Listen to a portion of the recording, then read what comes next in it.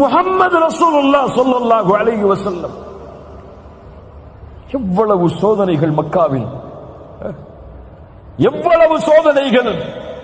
நபி சுஜூதில் முஷ்ரிக்குகள், மக்கத்து காஃபிர்கள் அந்த தூதரின் மேல் ஒட்டகத்தின் கழிவை வீசினார்கள்.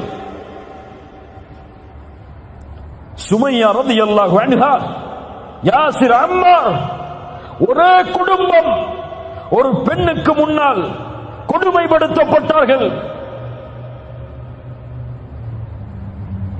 அல்லாஹ்வுடைய தூதர் என்ன சொன்னார்கள்?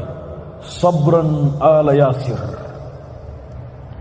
யாசிருடைய குடும்பத்தார்களே, பொறுமையை கையாளுங்கள்.